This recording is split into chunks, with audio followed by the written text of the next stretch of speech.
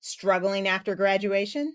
I've got 10 game changing tips that will set you up for success.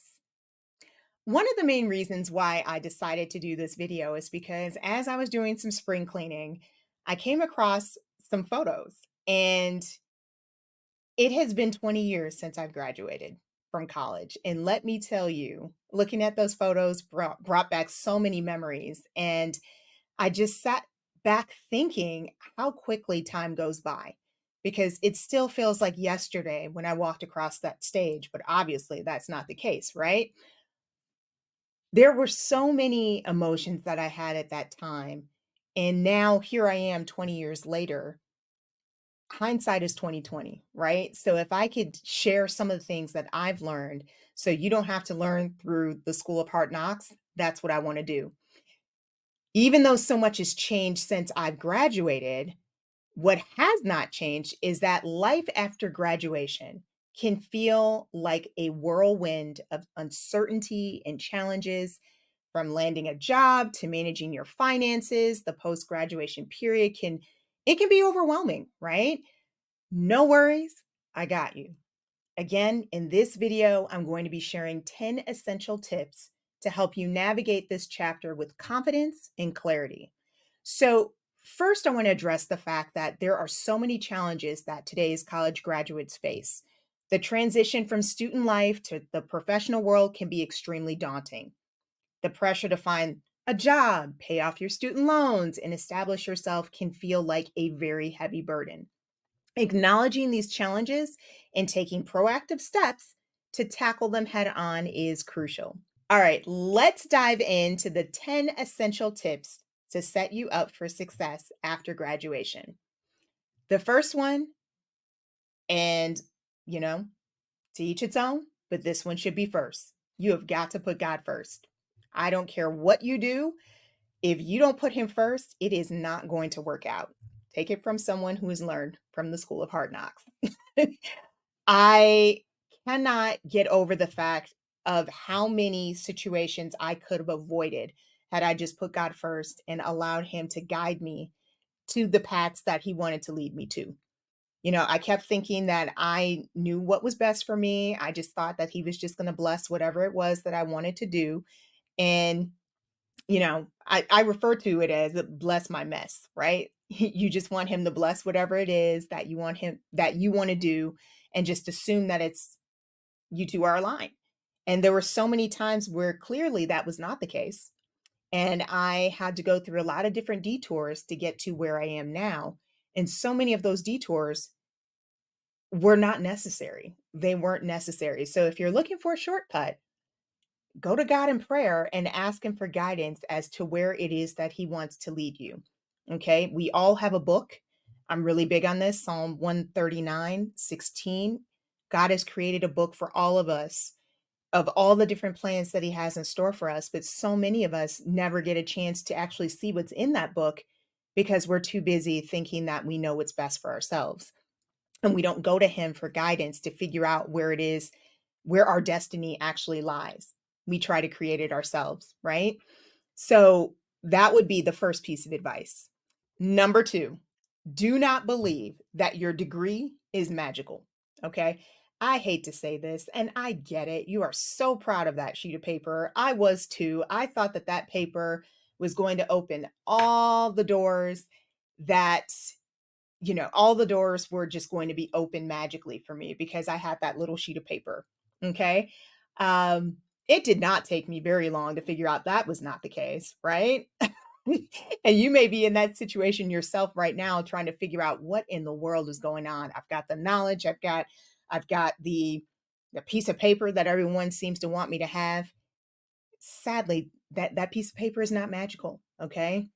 Once you get into the real world, you're going to realize that it's you're the one that's going to have to really figure out how to make that piece of paper work for you, not the other way around.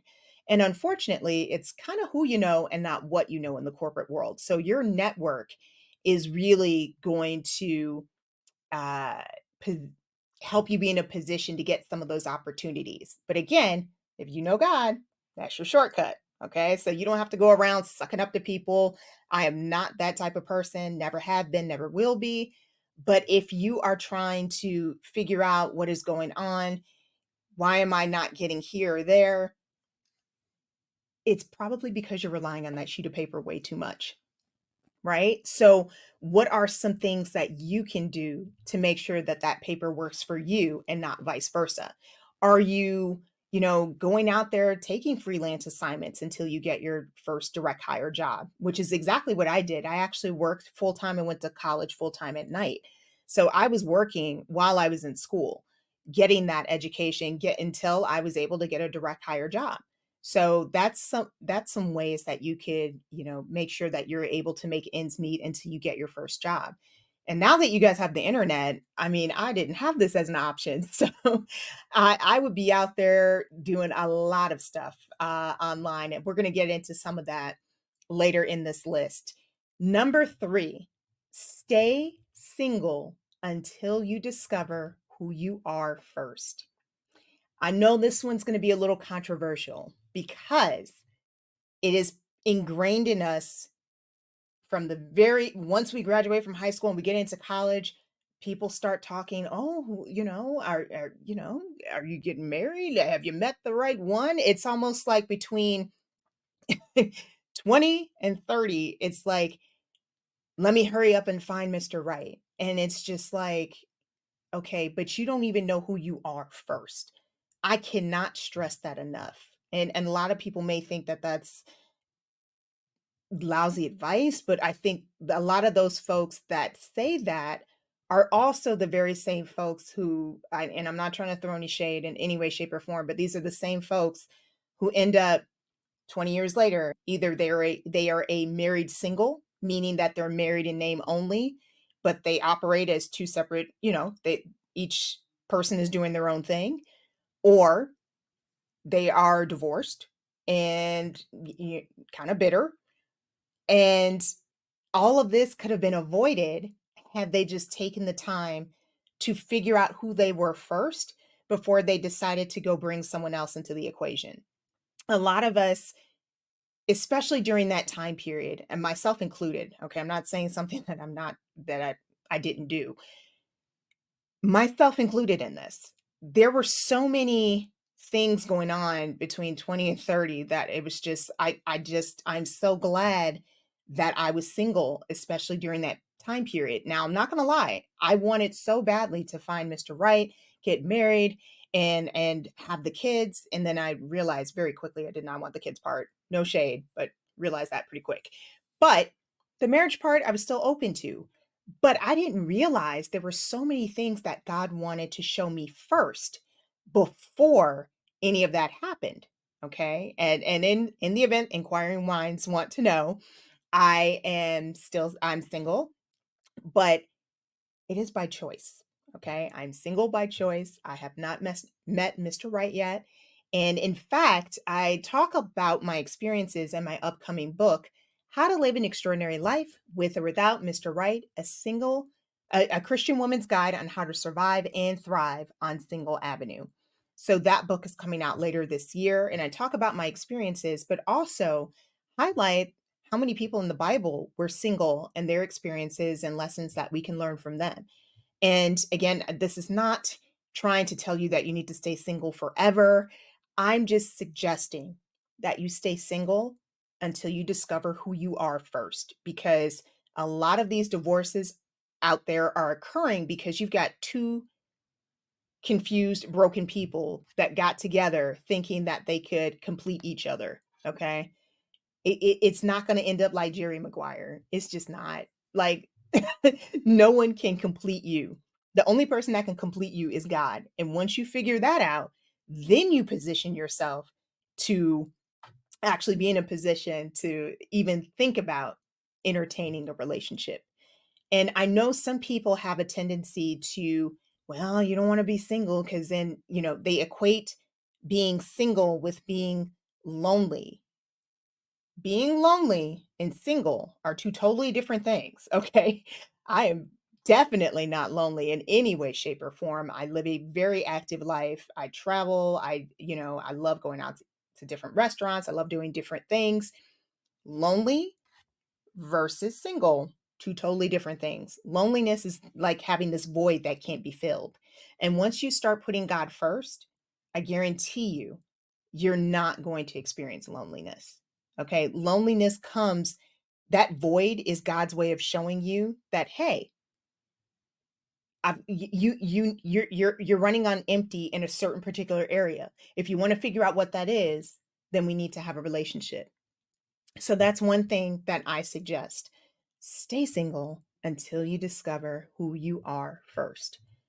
And so that leads me to point number 4.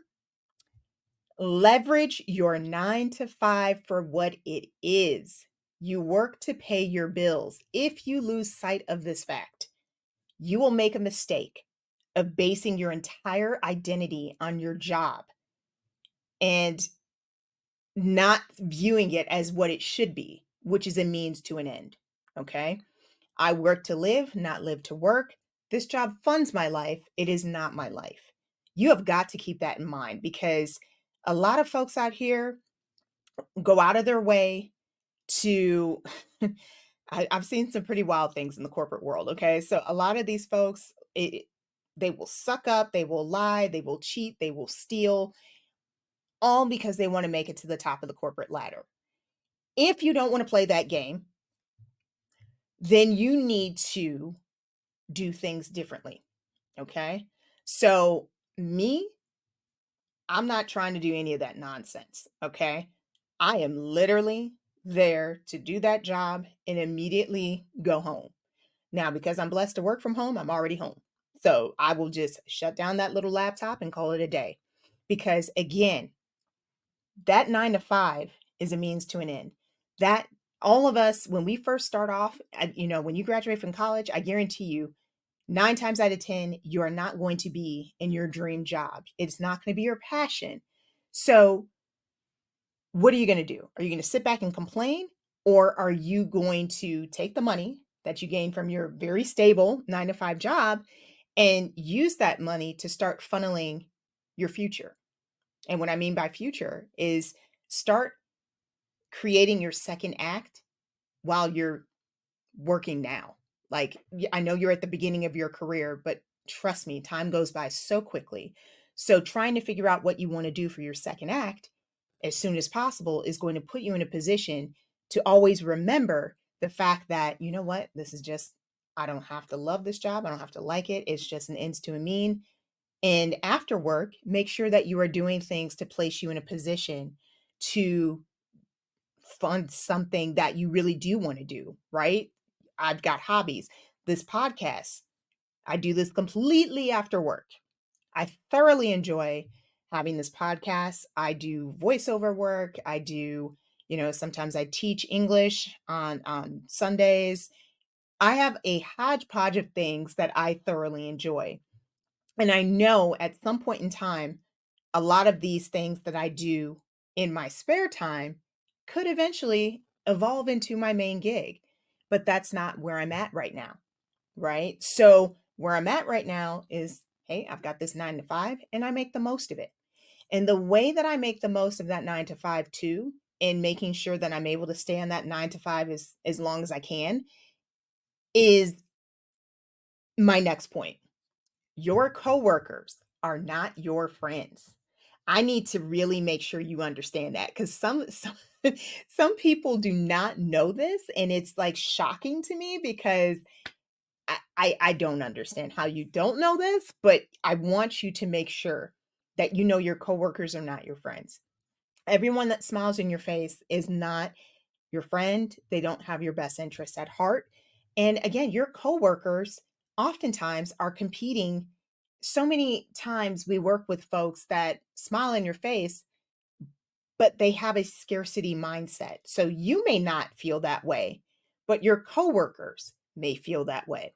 And so if you're not cognizant of the fact that, you know what, this person is not really my family, this person doesn't necessarily have to have my best interest at heart. Like, they have no dog in this fight as to whether you are successful in that position or job or not. And oftentimes a lot of your coworkers, the same ones that will smile in your face and tell you that things are great, are the exact same ones that you later find out were trying to be your friend so they could get dirt on you and use that, leverage that information so they could ascend up the corporate ladder faster than you. And so again, the sooner you realize that your coworkers are not your friends, it's going to make life a lot easier in the job. You're going to be in a position where if folks want to ask you, "Hey, do you want to come to this happy hour or whatever?" You already know that, no, I'm going to go home. I'm going to go home because I've got other stuff that I want to work on. You know, Saying no is going to be one of the best words that you incorporate into your vocabulary, because no is a complete sentence. No means that you have boundaries. No is going to set you up for success, because when you turn down hanging out with folks after work that don't have your same interests, don't have your same drive and ambition to achieve success, and you guys are going two totally different directions, it's a huge time suck. It really is. It is a waste of your time. So you want to make sure that you are utilizing your time wisely. Okay. And I'm not saying you can't go out with your coworkers every now and then, but I've been in various situations where um, some of these coworkers are way too buddy buddy. And I'm just not even trying to get into that because I've got other stuff going on after work. And quite frankly, we have nothing in common. So life is too short. I'm not going to make myself uncomfortable just to please someone else. Like, I'm not going to make someone else happy at the expense of my own happiness. So I want you to keep that in mind. Another thing, HR is not your friend. Okay.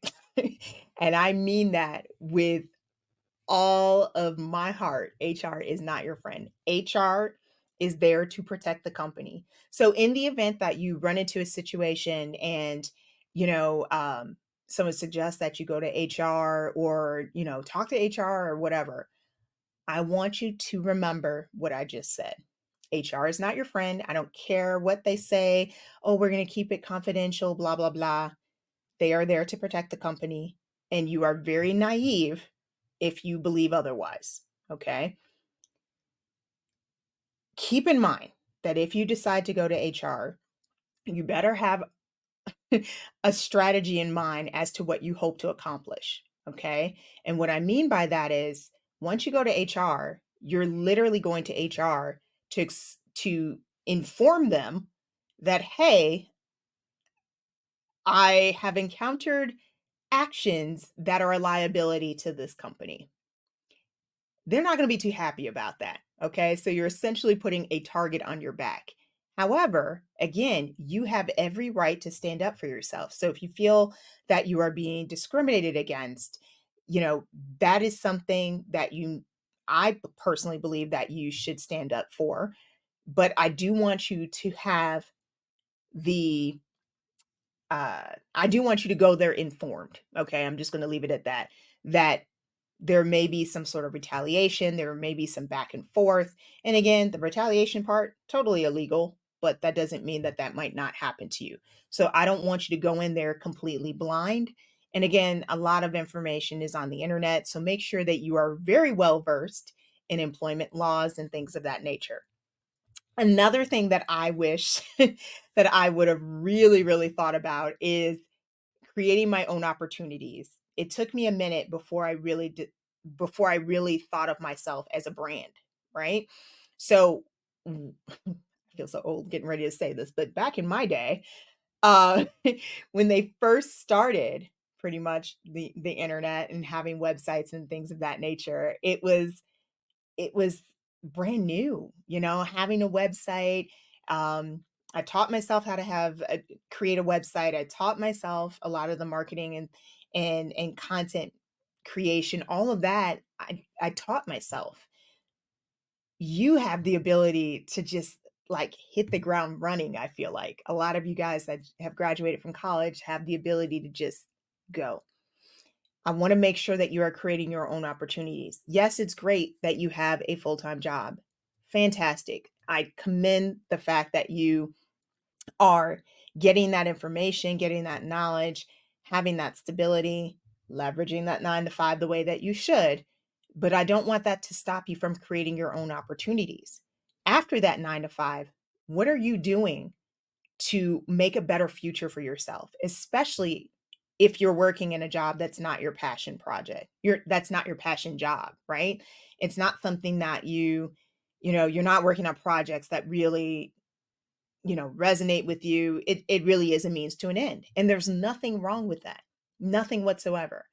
But if you think that your 9 to 5 is just going to be your sole source of income forever. And I feel like some people still think that this is the case, and it's not.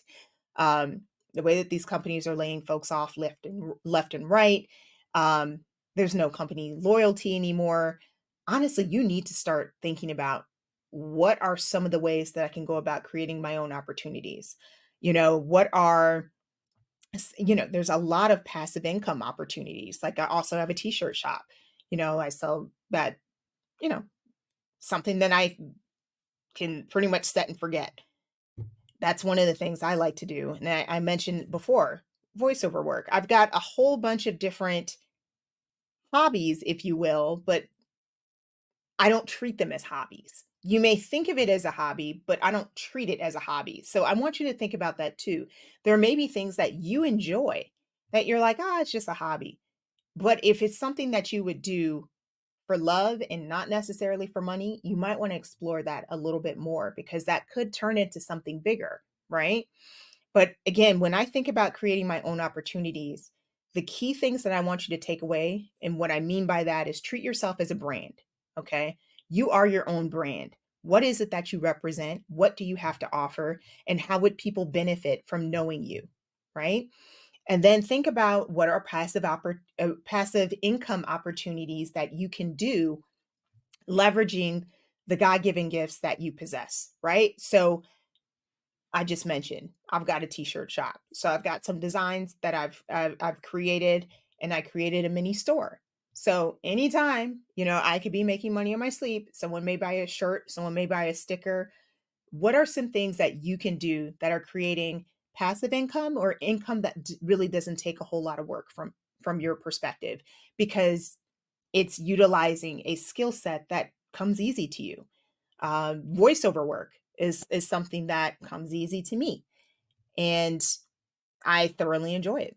So that's another, just another example of what I'm talking about. I also want to make sure that you are a lifelong learner in this whole creating your opportunity scheme of things, because if you're not, whew, life's going to be hard for you, because with the advances that are being made in technology, it is imperative that you continue to stay up on what's going on in life, making sure that you are indulging in all of the various platforms that are offering education for free. School of YouTube. I spend so many hours online teaching myself how to create websites, edit, putting together this podcast. Because if you look at some of the episodes from the beginning, it has definitely evolved from then, you know? But I want you to really think about becoming a lifelong learner, because it's just going to be easier and faster for you to be in a position to achieve success. Okay. I'm just looking at my little list over here. Another thing that I want you to make sure that you are doing is indulging in self-care practices, okay? I want you to be careful with what you're consuming. Who are the folks that are surrounding you? Because if they're toxic, you don't want that around you. It's just going to make your life a lot more miserable than it needs to be, right? We don't need a miserable life. We've got too many other forces that are trying to make us, go that route. And so you need to make sure that you do your due diligence in the event that one of these people infiltrates your little circle. I want you to be sure that you push them out as soon as possible. Okay. So indulging in self-care practices, it really means being careful with what you consume. Okay. So for example, and I'm just looking at my little list here. For example, I make sure that I I'm just going to bring this over here. I make sure that I am very careful with what I consume. So I thoroughly enjoy listening to podcasts. A lot of my podcasts are based on self improvement. They talk about business and the Bible. Okay. Obviously, not in that order because it would be Bible, Bible, self improvement, and then business. If I had to put it in order, prioritize that list. You need to be careful with what you're consuming because there's so much negativity in this world, and it's very easy to get sucked down the path of trying to conform into what society wants you to be. And society, what I've seen from what society has to offer, that's not what I'm trying to do, right? And another way that I want to make sure that you are indulging in self-care is exercise. Whew. Once you start doing a 9 to 5, I'm telling you, for some reason, like exercise after work is very difficult. At least for me, it was. So I try my best to make sure, if I can, to exercise in the morning. If I'm able to exercise in the morning, I know that at least I got my exercise in. I feel much better. I have more energy. It is very important to exercise. Okay. You need to make sure that you are placing yourself in the position to get the energy you need so you can execute on the things that you want to achieve. You can't do that without exercise. I don't care what anyone says. I need that energy that natural high that you get from exercising. Another way of self-care is making sure that you travel. Okay? Get out there and see the world. There is nothing that is going to prevent me from ever being in a position where I don't use my PTO. Like, Tosh, you have 5 PTO days left. That is something you will never hear from me. Okay? I earn those PTO days. I'm going to take those PTO days because life is too short. And God has created so much that I want to see and experience with my family and friends. So make sure that you get out there and make memories as well. Life is not just about working, working, working. You need to make sure that you're enjoying yourself too. That's why you've got to go about creating that good work life balance. And last but not least on this list, journaling.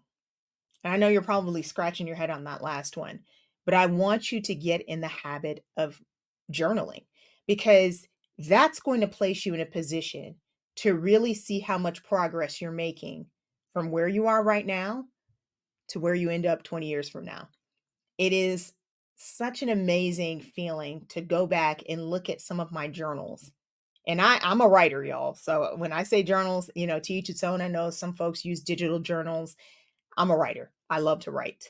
So handwritten journals. I have handwritten journals from years ago that I'm in a position to go back and just look at how much progress I've made.